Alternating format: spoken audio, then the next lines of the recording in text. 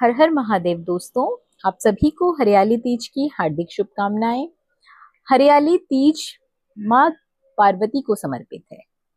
भविष्य पुराण के अनुसार ऐसा भी बताया गया है कि माँ पार्वती ने ये व्रत रखा था, साथ ही साथ भगवान शिव की पूजा की थी, जिससे कि उनकी सभी मनोकामनाएं पूर्ण हुई और उनको भोलेनाथ जीवन साथी के रूप में प्राप्त हुए।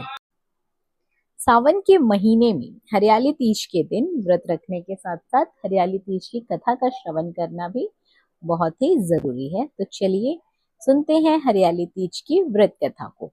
देवी पार्वती अपने पूर्व जन्म में दक्ष प्रजापति की पुत्री सती थी। उस समय दक्ष प्रजापति के विरोध और इच्छा विरुद्ध जाकर देवी सती ने महादेव से विवाह किया था। दक्ष प्रजापति भगवान विष्णु से देवी सती का विवाह करवाना चाहते थे, लेकिन देवी सती भगवान शिव को अपना पति मान चुकी थी। अंत में पुत्री की खातिर दक्ष प्रजापति को भगवान शिव के साथ सती का विवाह करवाना पड़ा, लेकिन दक्ष प्रजापति फिर भी शिवद्रोही ही बने रहे। एक समय दक्ष प्रजापति ने भव्य यज्ञ का आयोजन किया, जिसमें सभी देवी देवता, नाग, किन्नर, गंधर्व, ऋषियों को आमंत्रित किया गया। इस बात से देवी सती को बहुत दुख हुआ। वह भी बिना बुलाए पिता के यज्ञ में जाने की जिद करने लगी। महादेव ने सती से कहा, हे देवी, बिन बुलाए पिता के घर जाने से मान सम्मान की हानि होती है, इसलिए मेरी बात मानो, तुम वहां ना जाओ।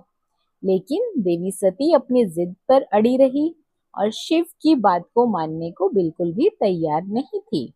शिव से कहने लगी कि आप भले ना जाएं, लेकिन मैं अपने पिता के यज्ञ में जरूर जाऊंगी।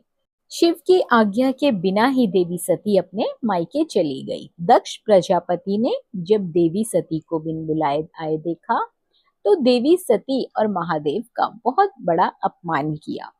उस समय देवी सती को महादेव की बातों का स्मरण हो आया और अपनी भूल पर प्रायश्चित करने लगी। सती ने कहा, महादेव के मना करने के बाद भी मैं यहाँ आई हूँ। मेरे कारण ही मेरे पति का अपमान हुआ, अतः अब किस मुंह को लेकर शिव के समक्ष जाऊंगी। दुखी और क्रोधित हुई सती उस समय पिता के यज्ञ कुंड में शिव का ध्यान करते हुए कूद गई और सती हो गई। देवी सती के अग्निकुंड में देह त्याग की सूचना मिलते ही भगवान शिव अत्यंत क्रोधित होकर वीरभद्र को प्रकट किया, जिसने दक्ष प्रजापति के यज्ञ को नष्ट कर दिया। इसके बाद शिवजी घोर साधना में लीन हो गए। इधर देवी सती को भगवान शिव की आज्ञा का उल्लंघन करने का भी दंड मिला और उनका कई जन्म होता रहा।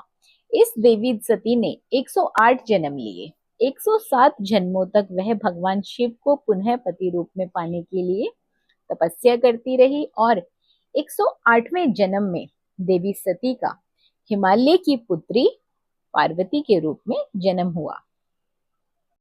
इस जन्म में देवी पार्वती ने भगवान शिव को पति रूप में पाने के लिए सावन में मृतिका से शिवलिंग का निर्माण करके भक्ति भाव से शिवजी का पूजन किया और तपस्या में लीन हो गई। देवी पार्वती की तपस्या से अंत में प्रसन्न होकर हरियाली तीज पर भगवान शिव प्रकट हुए और देवी पार्वती को अपनी अर्धांगिनी स्वीकार किया।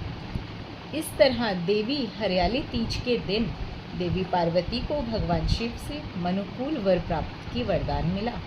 इसके बाद भगवान शिव ने पार्वती के आग्रह पर कहा कि जो भी कुमारी कन्या हरियाली तीज का व्रत करके भगवान शिव और देवी पार्वती की पूजा करेगी, उसकी समस्त मनोकामनाएं समय अनुसार सुयोग्य पति की प्राप्ति होगी और जो सुहागन महिला हरियाली तीज का व्रत करेगी, उनका वैवाहिक जीवन प्रेम और सुख से भरा रहेगा।